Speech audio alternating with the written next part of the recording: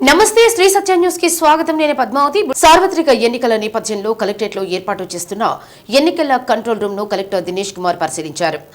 Control room లో ఏర్పాటు చేస్తున్న social media cell, single endo అనుమతులు, 24/7 కాల్ సెంటర్, ఫిర్యాదుల monitoring cell, report management system, ఎన్నికల వ్యయ విభాగాల ఏర్పాట్లను పరిశీలించి అధికారులను అడిగి వివరాలు తెలుసుకున్నారు. తగిన సూచనలు చేసి కంట్రోల్ రూమ్ ను వేగంగా అందుబాటులోకి తీసుకురావాలని అధికారులను ఆదేశించారు. కలెక్టర్ వెంట స్వీప్ నోడల్ అధికారి రవి, కలెక్టరేట్ ఏవో శ్రీకాంత్, ఎన్నికల విభాగం అధికారులు ఉన్నారు.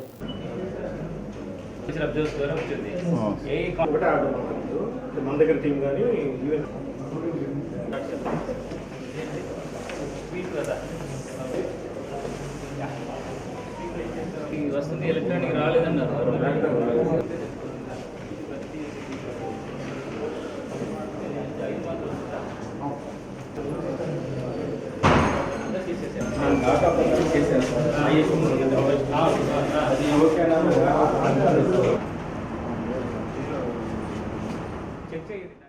బాపట్ల జిల్లా కొరసపాడు మండలం పిచ్చికల గుడిపాడు వద్ద ఎమర్జెన్సీ రన్వేపై ట్రయల్ రన్ నిర్వహించారు.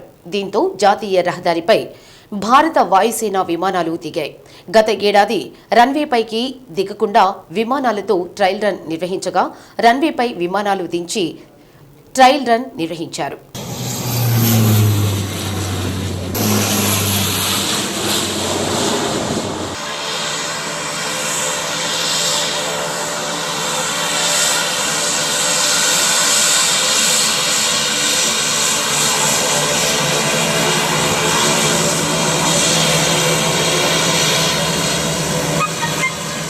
పదహారవ నెంబర్ జాతీయ రహదారిపై ఎమర్జెన్సీ రన్వేను కేంద్ర ప్రభుత్వం నిర్మించింది.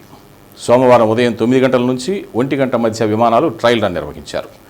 16వ నెంబర్ జాతీయ రహదారిపై కోర్సిపాడు వంతెన నుంచి జే పంగులూరు మండలం రేణింగవరం వరకు 5.1 కిలోమీటర్ల మేర ఈ రన్వే నిర్మించారు. రన్వేపైకి ఇతరులెవరూ రాకుండా బ్యారికేడ్లు కట్టారు. రాడార్ వాహనంతో పాటు అత్యాధునిక సాంకేతిక వాహనాలను రన్వే సమీపంలో నూతనంగా నిర్మిస్తున్న ఆశ్రమంలో ఉంచారు.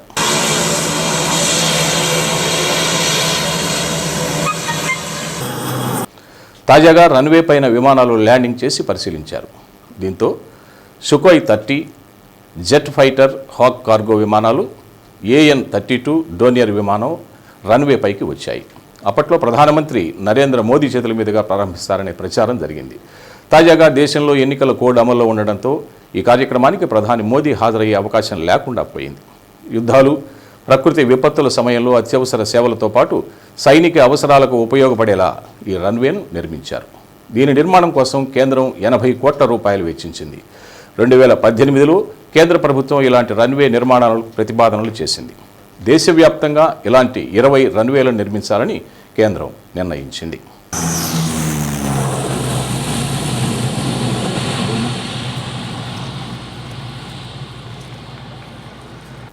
ఈ కార్యక్రమాన్ని చుట్టుప్రక్కల గ్రామాల ప్రజలు ఆసక్తిగా తిలకించారు.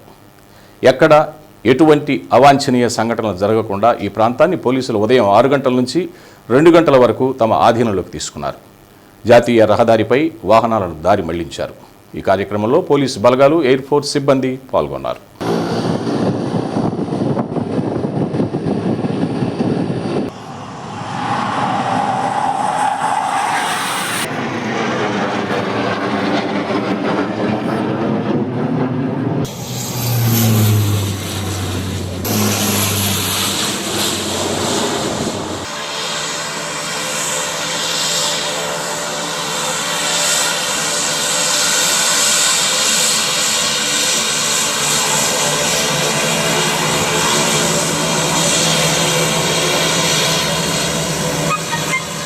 సార్వత్రిక ఎన్నికల నిర్వహణలో ఎన్నికల ప్రవర్తన నియమావళి ఖచ్చితంగా అమలయ్యేటట్లు చూడాలని, ఓటర్లను ప్రభావించే చర్యలను కఠినంగా అరికట్టాలని కలెక్టర్ దినేష్ కుమార్ అన్నారు. కొండేపి ఎంపీడీఓ కార్యాలయ సమావేశ మందిరంలో నియోజకవర్గ పరిధిలోని nodal officers, MCC, FST, SST, postal ballot teams, expenditure monitoring teams కు శిక్షణ కార్యక్రమం నిర్వహించారు. శిక్షణ కార్యక్రమంలో కొండేపి నియోజకవర్గ ARO Srikumar, Ongole urban development authority vice chairman Visweswararao, జిల్లా ఆడిట్ అధికారి శంకరనారాయణ రెడ్డి, జిల్లా ఉపాధి కల్పన అధికారి భారద్వాజ్ తదితరులు పాల్గొన్నారు. ఓకే, సో వీళ్ళందరూ కూడా సింగరాయకొండ ఎస్ఎస్టీ టీమ్స్ అవిలో ఈసారి అటెంప్ట్ చేయకపోతే will issue super notice to give. Okay, so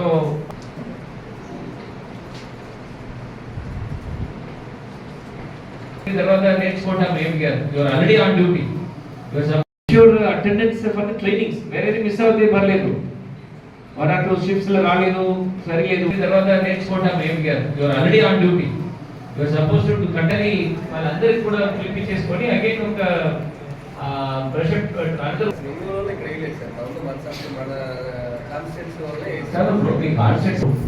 so ఈ టీమ్ లో మాక్సిమం ఒక 20 మంది ఉంటారు అంతే. 20 మంది ఎక్కడ పని చేస్తారు, రిపోర్ట్ అయ్యారా లేదా, టైం పీరియడ్ తీసుకోవాలి. ఇక్కడ కాన్స్టిట్యూన్సీ లెవెల్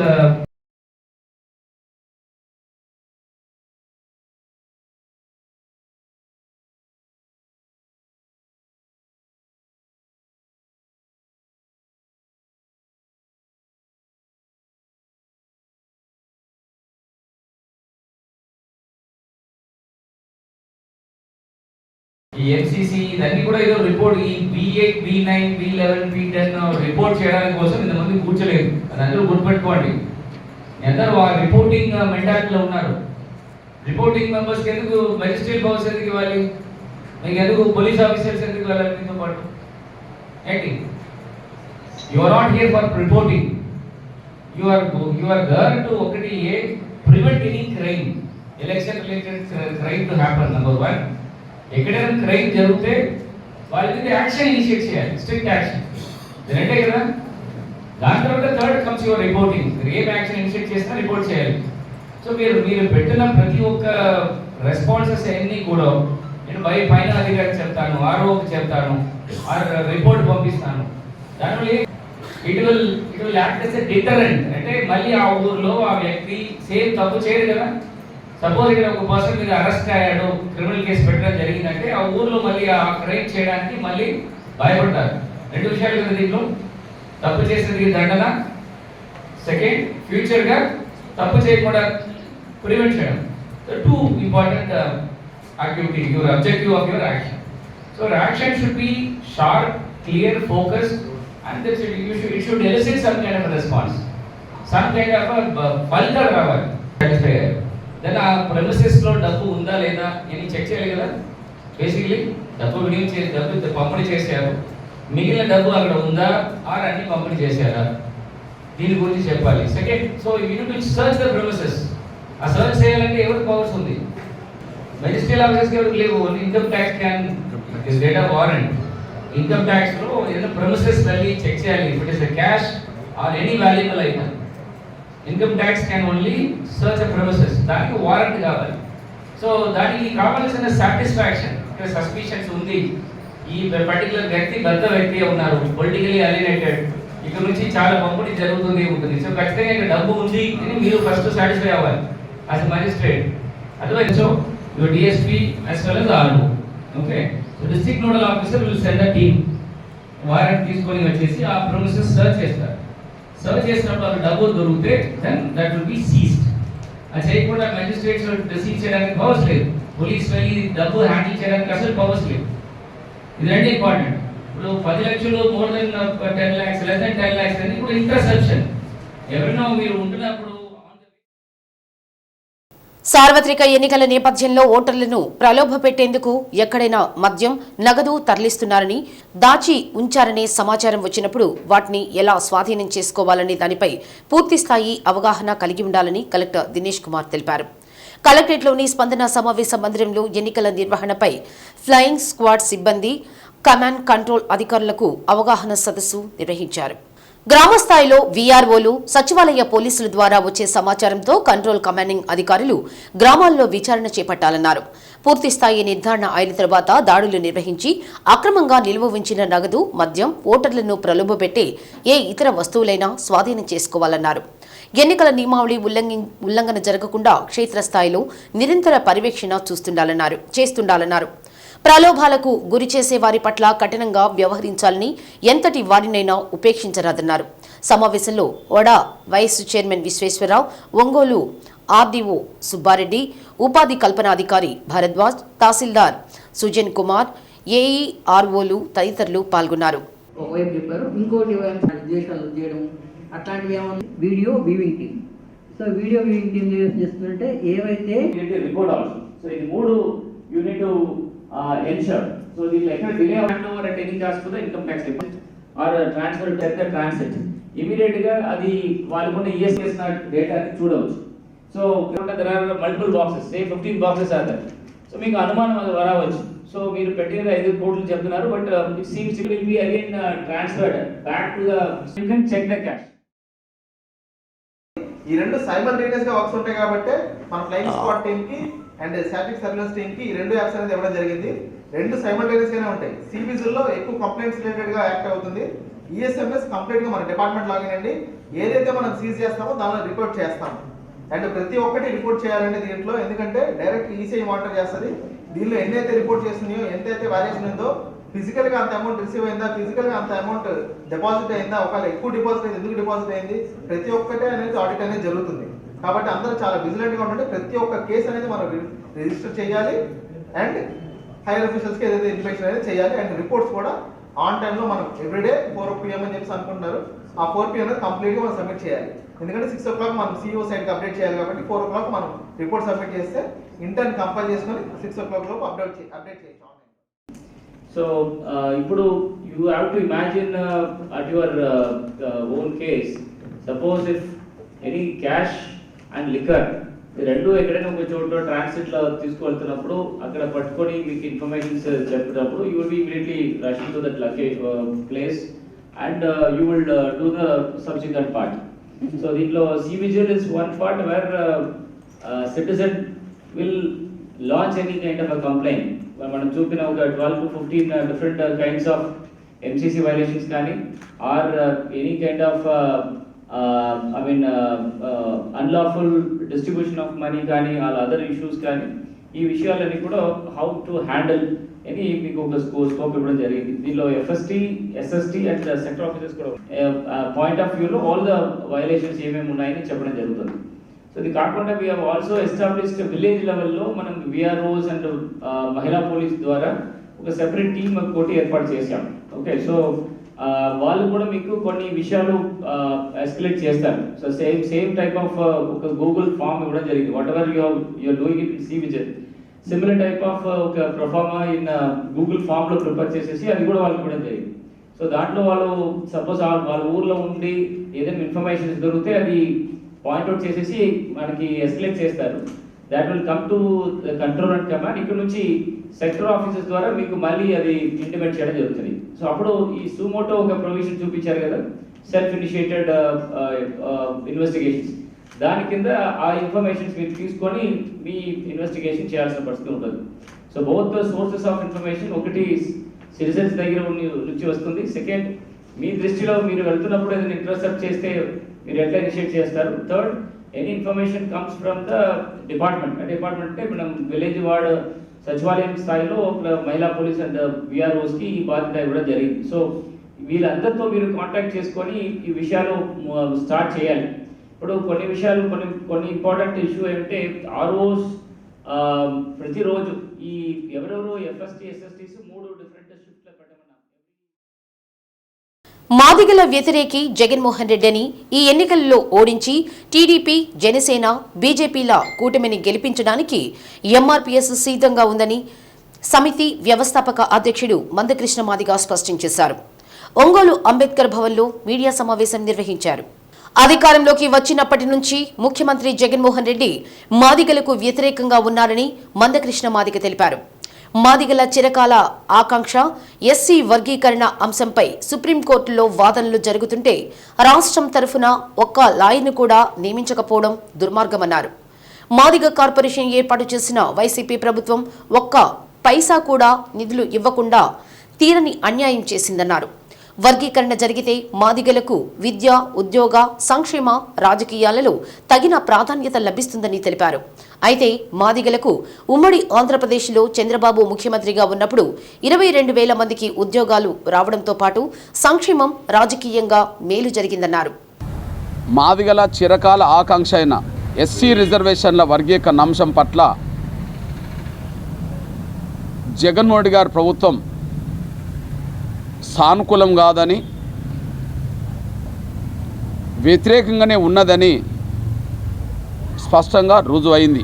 ఎస్సీ రిజర్వేషన్ల వర్గీకరణ అంశం మీద ముఖ్యంగా ఆంధ్రప్రదేశ్ ఎస్సీ రిజర్వేషన్ల వర్గీకరణ అంశం మీద ఫిబ్రవరి 6, 7, 8 తేదీల్లో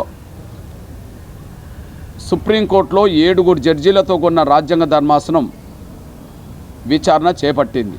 ఆ కేసు ఆంధ్రప్రదేశ్ సంబంధించిన ప్రభుత్వం, ఉమ్మడి ఆంధ్రప్రదేశ్ ప్రభుత్వం సంబంధించిన ప్రభుత్వం, ఈవి మాల మహానాడుకు సంబంధించిన ఈవి చిన్నకు సంబంధించిన కేసు 2004 నవంబర్ 5న సంతోష్ హెగ్డే నాయకత్వంలో 5 జడ్జీలతో కూడిన రాజ్యాంగ ధర్మాసనం ఎస్సీ రిజర్వేషన్ల వర్గీకరణ చేసుకునే అధికారం రాష్ట్రాలకు లేదని వర్గీకరణ మీద తీర్పు చెప్పింది. అదే సమయంలో 2022 ఆగస్టు 27న పంజాబ్ వర్గీకరణ కేసులో 5 జడ్జీలతో కూడిన రాజ్యాంగ ధర్మాసనం ఎస్సీ రిజర్వేషన్ల వర్గీకరణ చేసుకునే అధికారం రాష్ట్రాలకే ఉన్నదని అభిప్రాయం వ్యక్తం చేసింది.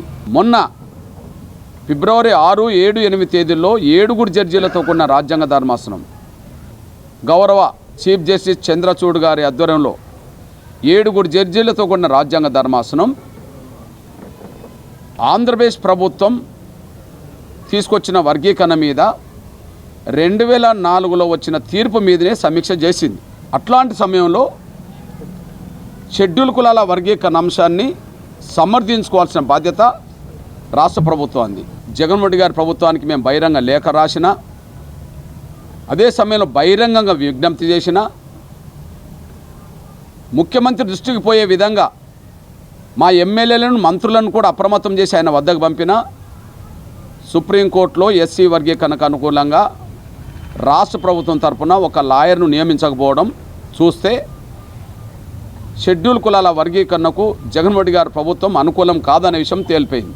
ఇక సుప్రీంకోర్టులో రాష్ట్ర ప్రభుత్వం వర్గీకరణకు అనుగుణంగా లాయర్ను నియమించకపోవడం అంటే విద్యా, ఉద్యోగ రంగాల్లో మాకు న్యాయం జరగడానికి అవకాశం జగన్మోహన్ రెడ్డి గారి ప్రభుత్వం ద్వారా లేదని, కాబట్టి ఎస్సీ వర్గీకరణకు అనుకూలంగా లాయర్ను పెట్టినప్పుడు మేము వ్యతిరేకం అనే విషయం స్పష్టంగా రుజువు చేస్తున్నాం. జగన్మోహన్ రెడ్డి ప్రభుత్వం మాకు వ్యతిరేకం.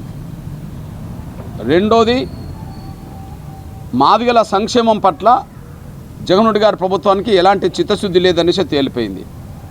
అందుకు సాక్ష్యం, మాదిగల సంక్షేమం కోసం ఏ మాదిగ కార్పొరేషన్ అయితే ఏర్పాటు చేశాను అంటుండ్రో ఆ మాదిగ కార్పొరేషన్కు 5 ఏళ్లలో వాళ్ళు వెచ్చించిన నిధులు చూస్తే జీరోగా కనిపిస్తున్నాయి తప్ప ఇంత బడ్జెట్ ఉన్నదని, ఆ బడ్జెట్ ద్వారా మాదిగ నిరుద్యోగ యువకులకు ఉపాధి కల్పించామని, మాదిగల పేదరికాన్ని తొలగించడానికి ఇలాంటి పథకాలు అమలు చేసినామని చెప్పడానికి ఏ ఒక్క అవకాశం కనిపించట్లేదు. కాబట్టి మాదిగల సంక్షేమం పట్ల కూడా జగన్మోహన్ రెడ్డి గారి ప్రభుత్వం అనుకూలం కాదనే విషయం కూడా స్పష్టంగా తేలిపోయింది. తెలంగాణ ఎన్నికల్లో కానీ, అదే సమయంలో దక్షిణాది రాష్ట్రాల్లో కానీ మాదిగ రిజర్వేషన్ పోరాట సమితి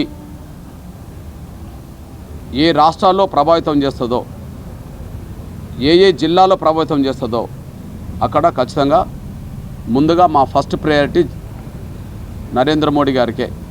ఆయన మమ్మల్ని గుర్తించాడు, మా జాతిని గుర్తించాడు, మా అంశాన్ని పరిష్కరించడానికి ఆయన వంతు ప్రయత్నం చేస్తున్నాడు. ఒక మాట చెప్పాలంటే మాదిగ ఉపకులాల భవిష్యత్తు ఖచ్చితంగా భవిష్యత్తుకు మేము గౌరవ నరేంద్ర మోడీ గారి ప్రభుత్వమే మాకు కీలకంగా పనిచేస్తుందని మేము భావిస్తున్నాం, నమ్ముతున్నాం. ఆయన మీదనే మా నమ్మకం. అందువల్ల ఆయనకు మా శక్తి మేరకు అండగా ఉండడం, 3వ సారి ప్రధానమంత్రిగా చూసే విధంగా మా శక్తి మేరకు మేము ప్రచారం చేయడం, ఓటేయించడం అనేది మా ధర్మంగానే మేము భావిస్తాం. ఆర్టీసీ గ్యారేజీ ఉద్యోగులు ఎదుర్కొంటున్న సమస్యలను పరిష్కరించేందుకు కృషి చేస్తానని ఆర్టీసీ ప్రజా రవాణా అధికారి ఉమ్మిడి సుధాకర్ అన్నారు. కాపు కళ్యాణ మండపంలో ఆర్టీసీ ఎంప్లాయీస్ యూనియన్ జోనల్ కార్యదర్శి దాసరి బాబు శామ్యూల్ ఆధ్వర్యంలో జోనల్ అధ్యక్షులు వాకా రమేష్ అధ్యక్షతన గ్యారేజీ ఉద్యోగుల సదస్సు నిర్వహించారు. స్పేర్ పార్ట్స్ ఇబ్బంది లేకుండా సరిపడా సప్లై చేయడమే కాకుండా సిబ్బందికి మారుతున్న టెక్నాలజీలకు అనుగుణంగా టూల్స్ను సప్లై చేసేలా చూస్తామని సుధాకర్ హామీ ఇచ్చారు.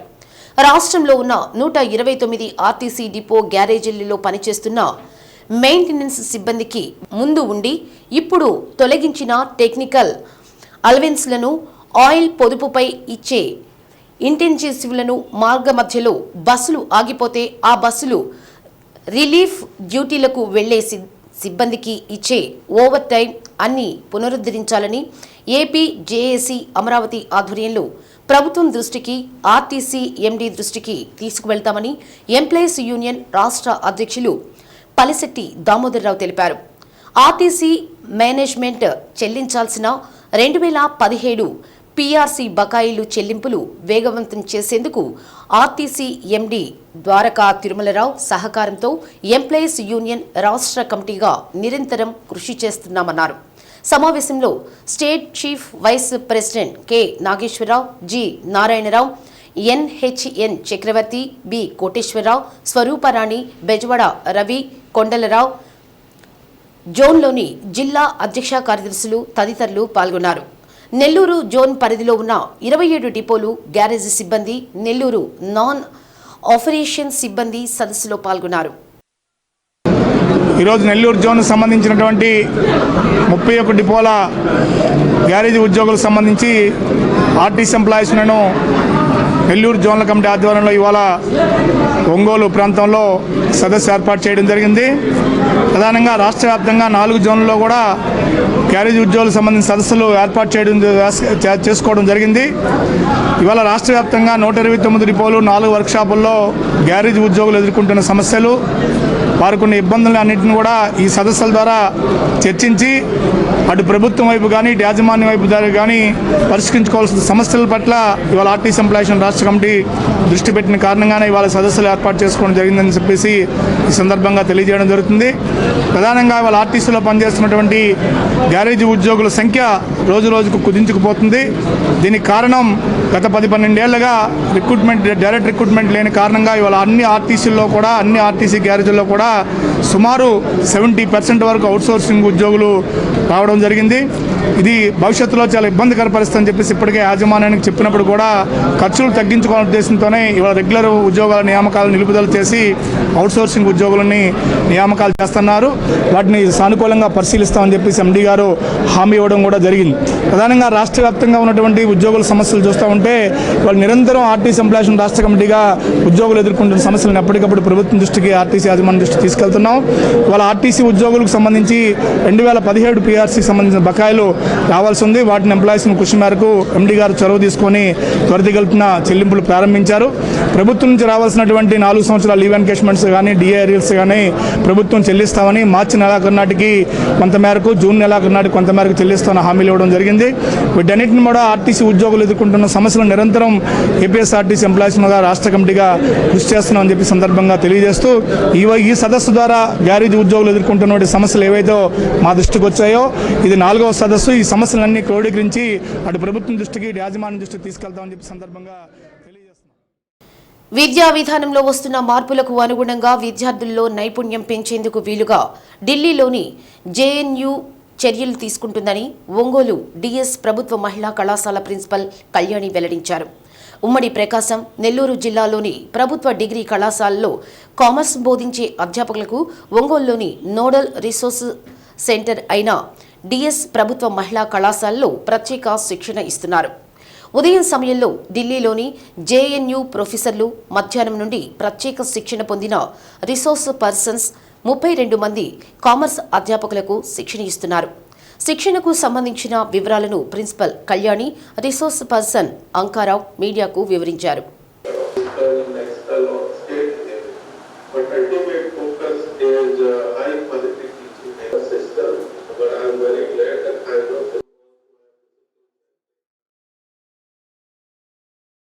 ఈ డిఎస్ ప్రభుత్వ మహిళా డిగ్రీ కళాశాలలో నోడల్ రిసోర్స్ సెంటర్గా ఉంది కాబట్టి ఇప్పుడు కామర్స్ లెక్చరర్స్ అందరికీ ఒక 41 మెంబర్స్ని షెడ్యూల్ చేశారు. వీళ్ళందరికీ ఇక్కడ ట్రైనింగ్ ప్రోగ్రామ్ జరుగుతుంది. ఈ ట్రైనింగ్ ప్రోగ్రామ్కి రిసోర్స్ పర్సన్స్గా ఉన్న వాళ్ళని ముందు ఢిల్లీలో 12 రోజుల వరకు క్యాంపు, అంటే కమిషనర్ గారు దాన్ని ముందుకు తీసుకెళ్ళి వాళ్ళందరికీ టు అండ్ ఫ్రో ఛార్జెస్తో సహా అకామిడేషన్ అన్నీ ప్రొవైడ్ చేస్తూ ముందు వాళ్ళ స్కిల్స్ని ఎన్హాన్స్ చేయడం కోసం 12 days ట్రైనింగ్ ప్రోగ్రాము ఢిల్లీలో ఇప్పించారు, జేఎన్యూలో. ఆ తర్వాత అక్కడ రిసోర్స్ పర్సన్స్ వాళ్ళు నేర్చుకున్న దాన్ని మిగతా లెక్చరర్స్ అందరికీ టీచ్ చేయడం కోసం, ఎలాగా అనే మెలకువలని నేర్పించడం కోసం మళ్ళీ ఈ ట్రైనింగ్ ప్రోగ్రాముని ఇంటెండ్ చేశారు. సో ఈ ట్రైనింగ్ ప్రోగ్రాంలో ఇప్పుడు ఈ రోజు నుండి 32 మంది పార్టిసిపేట్ చేస్తున్నారు. వచ్చిన రిసోర్స్ పర్సన్స్ మొదట సెషన్ మొత్తము ఆన్లైన్ సెషన్ ఉంటుంది. డిఫరెంట్ యూనివర్సిటీస్ నుంచి ప్రొఫెసర్స్ ఆన్లైన్లో చెప్తారు. ఆఫ్టర్నూన్ సెషన్ ఆఫ్లైన్ ఉంటుంది. ఇక్కడ జేఎన్యూ ఢిల్లీలో ట్రైన్డ్ పర్సన్స్ ఇక్కడ వాళ్ళకి టీచ్ చేస్తారు. ఈ టీఓటీ ప్రోగ్రాంలో కేఆర్పీగా ఇక్కడికి మన ప్రభుత్వ డిగ్రీ కళాశాల ఒంగోలుకి రావటం జరిగింది. ఇది చాలా మంచి ప్రోగ్రాం. కమిషనర్ గారు దీన్ని చాలా బాగా ప్లాన్ చేసి మాకు ఢిల్లీలో ట్రైనింగ్ ఇచ్చి అక్కడ జేఎన్యూ ప్రొఫెసర్స్ ద్వారా మాకు ట్రైనింగ్ ఇవ్వడం జరిగింది. అదేవిధంగా ఇక్కడ దీన్ని ప్లాన్ చేశారు. 5 days టీఓటీగా కామర్స్ లెక్చరర్స్ అందరూ కూడా స్టేట్లో ఉన్నటువంటి వాళ్ళు దీన్ని ఈ స్కిల్స్ అన్నిటిని ఇంప్రూవ్ చేసుకోవాలని ప్లాన్ చేయడం జరిగింది. మనకి ఇక్కడ నెల్లూరు డిస్ట్రిక్ట్ పాతవి అండ్ ఒంగోలు, ఈ 2 జిల్లాలకి ఉన్నటువంటి కామర్స్ లెక్చరర్స్ అందరూ కూడా ఒంగోలు ఎన్ఆర్సీలో అటెండ్ అవ్వటం జరుగుతుంది. ఇందులో ముఖ్యంగా సింగిల్ మేజర్ సిస్టమ్ అనేటువంటిది కొత్తగా ఇంట్రడ్యూస్ చేయడం వల్ల అందులో కామర్స్లో జరిగినటువంటి లేటెస్ట్ అప్డేట్స్ ఏంటి అనేటువంటి దాని మీద 5 days పాటు ఇక్కడ ఫ్యాకల్టీకి మనము ట్రైనింగ్ అనేటువంటిది ఇవ్వటం జరుగుతుంది. జేఎన్యూ నుంచి ప్రొఫెసర్స్ వాళ్ళు ఆన్లైన్ క్లాస్లో తీసుకుంటారు, అలానే రిసోర్స్ పర్సన్స్ ఇక్కడ ఆఫ్లైన్ క్లాస్లో తీసుకోవడం జరుగుతుంది. మనకి సింగిల్ మేజర్ సబ్జెక్ట్లో భాగంగా డిఫరెంట్ మన అకాడమిక్ సిలబస్ని కనుక అబ్జర్వ్ చేస్తే ఎస్పెషల్లీ ఇందులో మా ఫైనాన్షియల్ మేనేజ్మెంట్ దాని గురించి ఎక్కువగా ఫోకస్ చేయటం జరుగుతుంది. ఆ ఫైనాన్షియల్ మేనేజ్మెంట్లో డిఫరెంట్ టాపిక్స్ని మనకి షెడ్యూల్ చేశారండి. ఆ షెడ్యూల్ చేసిన వాటన్నిటిని లైక్ స్టాక్ మార్కెట్ ఆపరేషన్స్, లేకపోతే డెరివేటివ్స్, రిస్క్ మేనేజ్మెంట్, ఇలాంటి వాటి విషయాల్ని మనకి షెడ్యూల్లో ఇవ్వటం జరిగింది. అది ప్రొఫెసర్స్ జేఎన్యూ నుంచి చెప్తారు, అలానే ఆఫ్లైన్ సెషన్స్లో మేము కూడా చెప్పడం జరుగుతుంది. దీని ద్వారా ఏంటంటే వాళ్ళు మనకి నేర్చుకున్నటువంటి కామర్స్ ఫ్యాకల్టీ స్టూడెంట్స్కి ఈ నాలెడ్జ్ని ట్రాన్స్ఫర్ చేస్తారు. అక్కడ ఉన్నటువంటి అవకాశాలని వాళ్ళు క్యాచ్ చేయడానికి అవకాశం ఉంటుంది. ముఖ్యంగా ఫైనాన్స్ ఫీల్డ్ అనేటువంటిది ఎప్పటికప్పుడు మారిపోతుండేటువంటిది, అప్డేటెడ్గా అవుతూ ఉంటుంది. సో ఈ నాలెడ్జ్ తోటి వాళ్ళు ఇంకా బెటర్గా ప్లాన్ చేసుకొని ప్రజెంట్ ఉన్న టెక్నాలజీని అందుబాటులో ఉంచుకొని ఒంగోలు నగరంలోని కేశవస్వామిపేటలో గల విజయదుర్గ అమ్మవారి దేవస్థానంలో అమ్మవారికి త్రయాహ్నిక దీక్ష పూర్వకంగా నిర్వహిస్తున్న మహాకుంభాభిషేక మహోత్సవం వైభవంగా సాగుతుంది. విజయదుర్గాదేవికి నిర్వహించిన నగరోత్సవం వేడుకగా సాగింది. భక్తులు పెద్ద సంఖ్యలో సన్నిధికి చేరుకుని అమ్మవారికి జరిపిస్తున్న నగరోత్సవంలో ఆనందోత్సాహాల నడుమ పాల్గొన్నారు. మేళ తాళాలు, మంగళ వాయిద్య ప్రదర్శనలతో కార్యక్రమం ఆద్యంతం భక్తిరసభరితంగా సాగింది. కార్యక్రమంలో భక్తులు అధిక సంఖ్యలో పాల్గొన్నారు.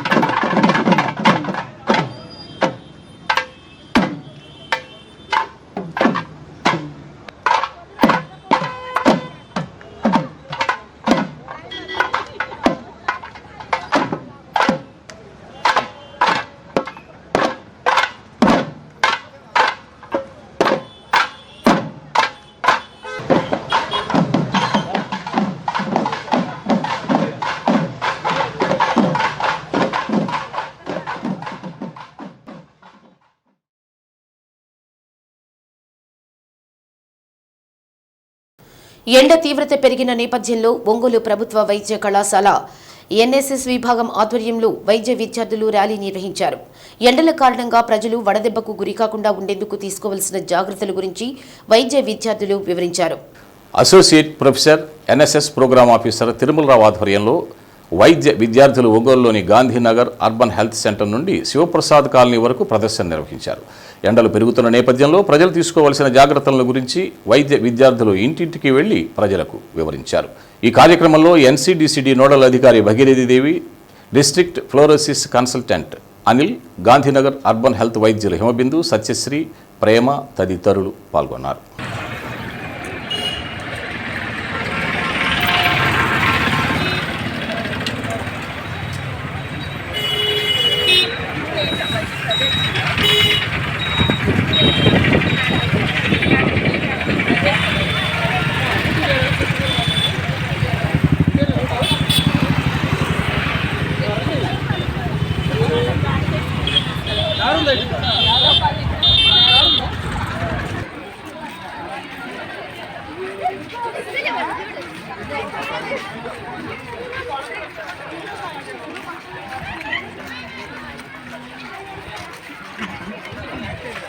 ఫ్లాగ్ పైకి ఓకే.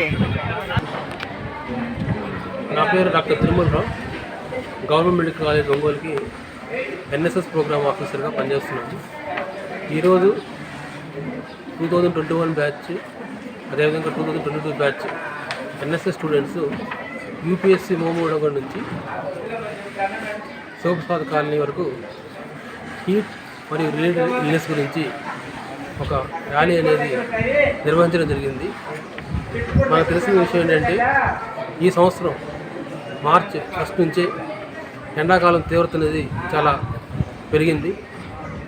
ఎక్కువగా ఈ తీవ్రత వలన హీట్ స్ట్రోక్, వడదెబ్బ వచ్చే అవకాశం ఎక్కువగా ఉంది. ప్రజల్లో దీని గురించి చైతన్యం చాలా అవసరము. వీలైనంత వరకు 11 గంటల నుంచి 3 గంటల వరకు ఇంట్లోనే ఉంటే చాలా మంచిది. అదేవిధంగా ప్రతి అరగంటకు ఒకసారి ఒక గ్లాసు నీరు తీసుకుంటే మన శరీరం డీహైడ్రేషన్ లేకుండా చేసుకోవచ్చు. వీలైనంత వరకు మనం ఎండలో వెళ్ళినట్లయితే గొడుగు కానీ, టోపీ కానీ, అదేవిధంగా ఒక గుడ్డ కానీ తీసుకెళ్ళైతే ఎంతో మంచిది. ఇంట్లో మనం వంట చేసుకునేటప్పుడు ఉదయం పూట వంట చేసుకుని మంచిది. మధ్యాహ్నం పూట వంట చేసుకున్నట్టు ఇంట్లో యొక్క వేడి విరిగే అవకాశం ఎక్కువగా ఉంటుంది. ఇంట్లో కిటికీలు అనేవి ఉదయం సాయంత్రం మాత్రమే ఓపెన్ చేసి పెట్టుకోవాలి. మధ్యాహ్నం పూట ఎండ తీవ్రత ఉన్నప్పుడు ఓపెన్ చేసుకోవాలంటే చాలా మంచిది. ప్రజల్లో చైతన్యం ఎక్కువగా అవసరము. పిల్లల్లో, గర్భిణీ స్త్రీల్లో, అదేవిధంగా వృద్ధుల్లో, పాలిచ్చే తల్లుల్లో ఈ యొక్క ప్రమాదం అనేది ఎక్కువగా ఉంటుంది. కాబట్టి ఈ యొక్క ఎండ తీవ్రత నుంచి దూరంగా ఉంచుకోవాల్సిన ఎంతైనా అవసరం. అద్దంకి నియోజకవర్గ వైసీపీ ఎమ్మెల్యే అభ్యర్థి పాణెం చిన్న హనుమిరెడ్డిని ఉద్దేశించి ప్రసార మాధ్యమాలలో అసత్య ప్రచారాలపై వైసీపీ నేతలు ఆగ్రహం వ్యక్తం చేశారు. వైసీపీ కార్యాలయంలో పాణెం చిన్న హనుమిరెడ్డి సోదరుడు పాణెం శ్రీనివాసరెడ్డి ఆధ్వర్యంలో మీడియా సమావేశం నిర్వహించి ఆ తప్పుడు కథనాన్ని ఖండించారు. ఎల్లో మీడియా ఎన్ని తప్పుడు అభూత కల్పన కథనాలను ప్రచురించినా అద్దంకి వైసీపీ ఘన విజయాన్ని అడ్డుకోలేరన్నారు. రానున్న శాసనసభ ఎన్నికలలో అద్దంకి నుండి వైసీపీ అభ్యర్థిగా పోటీ చేస్తున్న పాణెం చిన్న హనుమిరెడ్డి శాసనసభలో అడుగుపెట్టడం ఎప్పుడో ఖాయమైందని ఆ నేతలు అన్నారు. ప్రతిపక్ష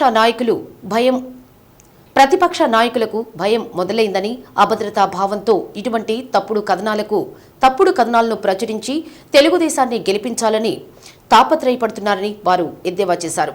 కార్యక్రమంలో వైసీపీ నాయకులు, కార్యకర్తలు పాల్గొన్నారు. Down down Andhrajyothy, down down Andhra Jyothi.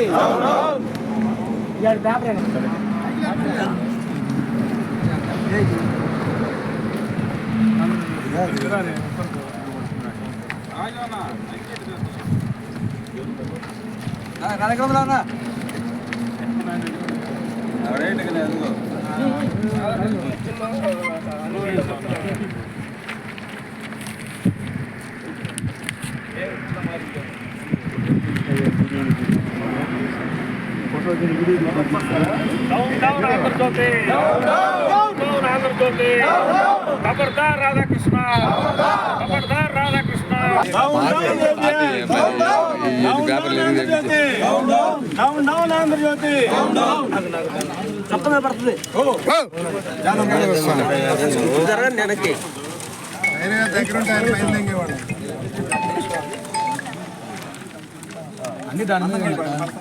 మీకు చిత్తశుద్ధి ఉంటే ఇలాంటి పనులు చేయొద్దు. ప్రతి వాళ్ళకి అవసరాలు ఉంటాయి, పనులు అనేవి ఉంటాయి, ఇళ్ళలో అవసరాలు అనేవి ఉంటాయి. ఒక్కరోజు ఇలాంటి కామెంట్స్ పెట్టడం, ఇలాంటి వార్తలు వేయడం కరెక్ట్ కాదు. ఇప్పుడన్నా నిర్ణయం మార్చుకోండి, పద్ధతి మార్చుకోండి.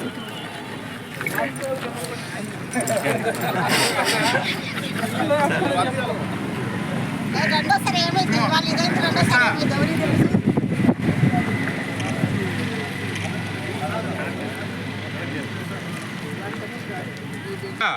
ఆంధ్రజ్యోతి పేపర్లు విలేకరులు ఎవరైనా సరే అద్దంకి ప్రజల యొక్క మన డెవలప్మెంట్ కోరుకోవాలే కానీ ఆ డెవలప్మెంట్ కోరుకోకుండా ఒక పార్టీకి ఉమ్మగాయడం అనేది ఆంధ్రజ్యోతి విలేకరులకి తగదు. ఇకనైనా ప్రజల యొక్క సమస్యలు తెలుసుకొని ప్రజల యొక్క సమస్యలు పేపర్లో రాస్తే వాళ్ళు మిమ్మల్ని గౌరవిస్తారు. కానీ ఒక పార్టీకి కొమ్ము కాస్తూ ఒక పార్టీ వ్యక్తిని ఏదో చేయాలని చూసి అనివిరెడ్డి గారిని ఏదో చేయాలని చూస్తే అనివిరెడ్డి గారి అనే వ్యక్తి భయపడే వ్యక్తి కాదు. అలాంటి పరిస్థితి అనివిరెడ్డి గారు ఉండరు. అనివిరెడ్డికి బ్రదర్గా మేము కూడా దీనికి చాలా ఖండిస్తున్నాము. మేము ఎవరికి భయపడే వ్యక్తులం కాము. ఎవరు భయపడి మేము దాక్కునే పరిస్థితి మాకు లేదు. గత కొన్ని రోజులుగా మేము కొన్ని నెలలుగా ఈ ప్రజల యొక్క సమస్యలు తెలుసుకుంటూ ఇక్కడే ఉంటున్నాము. నిత్యం అన్నదానం కూడా జరుగుతుంది. కానీ ఇవాళ మీరు రాసే రాతల వల్ల పేదవాళ్ళకు కూడా అన్నాన్ని దూరం చేయాలని ప్రయత్నం చేస్తున్నారు. ఇది చాలా చాలా తప్పు. ఇకనైనా మీరు గమనించి ప్రజల సమస్యలను దృష్టి పెట్టండి, మీ విలువల్ని కాపాడుకోండి. ఆంధ్రజ్యోతి రాధాకృష్ణకి డైరెక్ట్గా చెప్తున్నాం, ఆ హనిమిరెడ్డి అనే వ్యక్తి అద్దంకి నియోజకవర్గ అసెంబ్లీ నియోజకవర్గ అభ్యర్థి. అద్దంకి నియోజకవర్గ అభ్యర్థిని కాదు కదా. భయం అనేది వైసీపీ కార్యకర్తనే మీరేం చేయలేరు పారిపోయేటట్టు, అభ్యర్థిని మీరేం చేస్తారు? దీన్ని గమనించి అవాకులు చవాకులు పేలకుండా మీరు ఓటమికి దగ్గరలో ఉండి అవాకులు చవాకులు పేలితే కార్యకర్తలు బారిపోరు, అభ్యర్థి పారిపోవడానికి మీరు సిద్ధంగా ఉండాలని కోరుకుంటూ సెలవు తీసుకుంటాం. హనుమిరెడ్డి కనపడట్లేదు అన్నాడు. హనుమిరెడ్డి గారు కనపడకుండా ఎక్కడికి వెళ్ళిపోయారు? మా జగన్మోహన్ రెడ్డి గారి నిండు ఆశీస్సులతో ఆ పైన ఉన్నటువంటి రాజశేఖర రెడ్డి గారి దీవెనలతోటి హనుమిరెడ్డి గారు అద్దెంకిలో అడుగు పెట్టారు. అద్దెంకిలో అడుగు పెడుతూనే పేద ప్రజలను మన్నలు పొందుతూ ఒక ఎస్సీ ఎస్టీ బీసీ మైనార్టీ కులాలను అన్నింటినీ హక్కును చేర్చుకుంటూ వారితోటి నిరంతరం రోజుకి 18-19 గంటలు వాళ్ళతోటే తిరుగుతూ వాళ్ళతోటే ఉంటూ వాళ్ళ కష్ట సుఖాల్లో పాలు పంచుకుంటూ ఏమీ లేనప్పుడు ఇంతలో అభివృద్ధికి కృషి చేస్తున్నటువంటి అనివిరెడ్డి గారిని చూసి ఓర్చుకోలేక రేపు మరలా అసెంబ్లీకి ఎమ్మెల్యేగా ఆరంగేట్రం చేయబోతున్నాడని తెలుసుకొని వారి భయాన్ని ఎల్లగక్కుకోలేక ఇలాంటి విషపరాతలు రాస్తూ అనివిరెడ్డి గారు ఎక్కడ అయోధ్యరామిరెడ్డి గారు ఎతికారు అని మాట్లాడారు. పవిత్ర రంజాన్ మాస ఉపవాస వేళలు తేదీ 23/2/2024 బుధవారం సహారీ ఉదయం 4:54 ఇఫ్తారీ సాయంత్రం 6:24 శ్రీ సత్య న్యూస్లో నేటి మాట. నీ బలహీనతను శత్రువులు బలంగా మార్చుకోకముందే దానిని నీ బలంగా మార్చుకోవాలి. శ్రీ సత్య న్యూస్ ఇంతటితో సమాప్తం. నిరంతరం చూస్తుండండి శ్రీ సత్య న్యూస్.